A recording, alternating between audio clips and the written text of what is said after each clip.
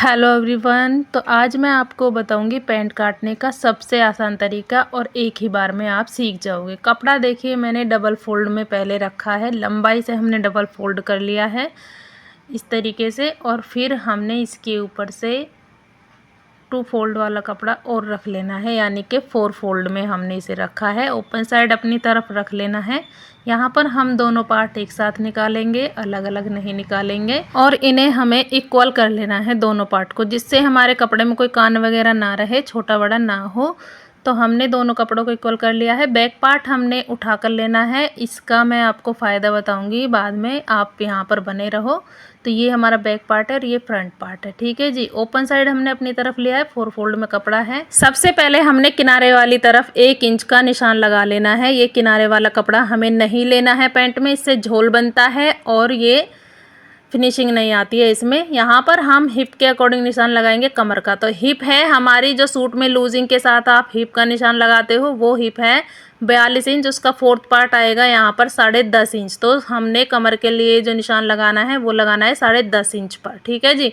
उसके बाद में अब हम आसन का निशान लगाएंगे, तो आसन भी हमारा यहाँ पर 10.5 इंच का ही लगेगा, इससे ज़्यादा आपको नहीं लेना है, क्योंकि हिप हमारी लूजिंग के साथ चल रही है यहाँ पर। तो हमने चारों तरफ 10.5 इंच का निशान लगाकर एक चौकोर बॉक्स बना लिया है। अब क्रोच एरिया के लिए हमें यहाँ पर 2.5 इंच निशान नहीं लगाना है। कोई यहाँ पर अंदाजे से निशान नहीं लगता है क्रोच के लिए, यहाँ पर निशान लगता है थाई के अकॉर्डिंग। जैसे हमारी थाई है यहाँ पर 25 इंच प्लस 4 इंच किया है, आया है 29 इंच। तो उसका हमें यहाँ पर हाफ करके निशान लगा लेना है। अगर आप इस तरीके से निशान लगाओगे तो ये आपका तरीका गलत रहेगा। यहाँ पर टाइट हो सकती है पैंट, आपकी फिनिशिंग भी नहीं आएगी और परफेक्ट भी नहीं बैठेगी। तो हमने यहाँ पर 14.5 इंच पर निशान लगाया। अब आप देखो यहाँ पर 14.5 इंच पर हमने ये निशान लगा लेना है इस तरीके से, ठीक है जी। अब हमने डायरेक्ट यहाँ पर इसको राउंड में नहीं घुमाना है, पीछे 2 इंच का एक निशान लगा लेना है। यहाँ से देख सकते हो इस तरीके से 2 इंच का हमने निशान लगाया है। उसके बाद में इस लाइन को हमें यहाँ ऊपर इस लाइन पे मिलाना है, सीधा करना है। फिर हमने अपना क्रोच एरिया यहाँ पर लगाना है। ये परफेक्ट रहेगा, आपको यहाँ पर मियाने की ज़रूरत नहीं पड़ेगी लगाने के लिए। यहाँ आपको लूजिंग भी मिल जाएगी और परफेक्ट आपकी फिटिंग बैठेगी। अब लंबाई का निशान लगाने के लिए जो हमने फ्रंट पार्ट लिया था, इससे हमने 1 इंच ऊपर कर लेना है, क्योंकि हम यहाँ पर बुकरम पट्टी लगाएंगे आगे।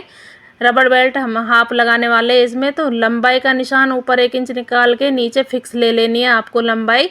उसके बाद में यहाँ पर हम नीचे जो मोड़ेंगे मार्जिन के लिए, वो हमें मार्जिन ऐड कर लेना है। जैसे यहाँ पर मैं ले रही हूँ, या तो आप 3 इंच लीजिए या 4 इंच लीजिए। मैं तो 4 इंच ही लेती हूँ फोल्ड करने के लिए, जिससे बाद में अगर कोई लंबा भी करवाए पैंट को तो लंबी आसानी से हो जाए, मार्जिन हमें मिल जाए, ठीक है जी। तो इतना काम आपको कर लेना है। उसके बाद में फिर यहाँ पर मोहरी का निशान लगाएंगे। मोहरी का निशान हम यहाँ पर 1.5 इंच लगाते हैं। पहले एक 1.5 इंच का निशान लगाओ, उसके बाद जितनी भी आपकी मोहरी है उसका यहाँ पर निशान लगा दो। मैं यहाँ पर कभी भी सेंटर निकाल के निशान नहीं लगाती हूँ, ये परफेक्टली बैठेगी। आप एक बार इसे काट कर ज़रूर देखना इस तरीके से, और कमेंट में ज़रूर बताना कि तरीका आपको कैसा लगा।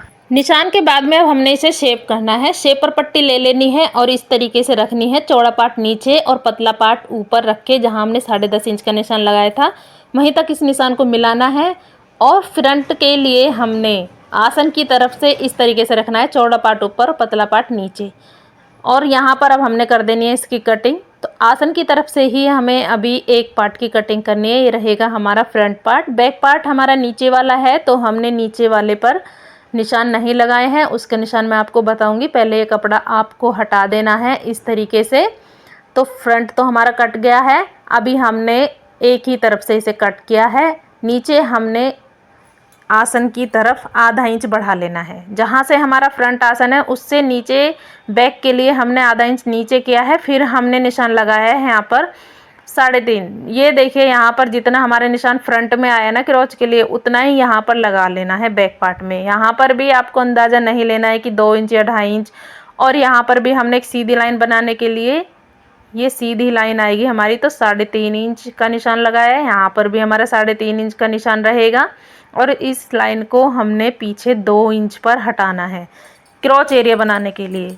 और यहाँ पर 2 इंच से फिर इस निशान को मिला देना है ऊपर। ये हमारा क्रोच एरिया निकल कर आ जाएगा। परफेक्टली आपकी पैंट बनेगी, क्योंकि पीछे का जो भाग है हमारा वो यहाँ से उठा हुआ जो आसन है ना, ये हमारा बैक पार्ट का उठा हुआ आसन 3 इंच एक्स्ट्रा लेना ज़रूर है, क्योंकि जब हम उठते या बैठते हैं तो हमारी पैंट खिसक जाती है पीछे की तरफ, वो नहीं होगी। और यहाँ पर मोहरी का निशान लगाने के लिए हमने 2.5 इंच का एक निशान लगाया है। बैक पार्ट में 2.5 इंच बढ़ाना है नीचे मोहरी से। अब हमें इसे इस तरीके से मिला देना है।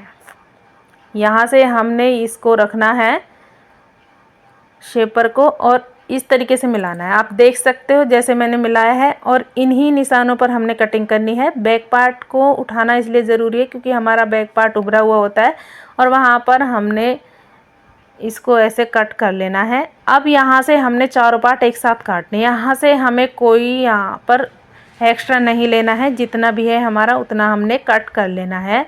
उसके बाद में हमने नीचे मोहरी से भी इसकी कटिंग कर देनी है। तो यहाँ पर हमारे बैक और फ्रंट दोनों पार्ट एक साथ निकल कर आए हैं। पैंट परफेक्टली आपकी बैठेगी। एक बार इसे कटिंग करें और बनाएं, और कमेंट में ज़रूर बताएं कि आपको यह तरीका अच्छा लगा या कैसी बनी आपकी पैंट। ठीक है जी। इतना काम करने के बाद में यहाँ पर कट भी लगा लेने हैं जो हमारे निशान हैं, क्योंकि जब हम सिलते हैं ना तो ये हमें बहुत ज़रूरत पड़ती है कट की।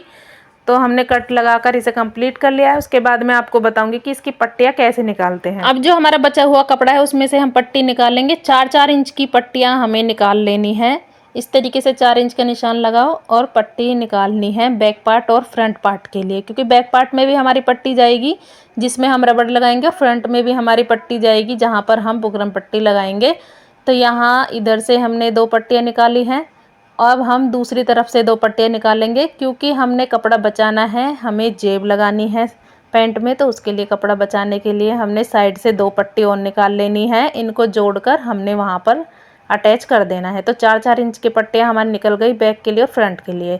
अब हमने जेब बनानी है अपनी। तो जेब के लिए हमने यहाँ पर 14 इंच की लेंथ ली है इस तरीके से, और 7 इंच ऊपर से लिया है। 6.5 इंच का निशान नीचे लगाकर इन दोनों निशानों को सीधा मिलाकर हमने यहाँ पर गोलाई कर दी है। हमारी जेब भी निकल जाएगी। और वीडियो अच्छी लगी हो तो चैनल को लाइक, शेयर, सब्सक्राइब, फॉलो ज़रूर करिए। कमेंट में ज़रूर बताइए तरीका आपको कैसा लगा। Thank you for watching.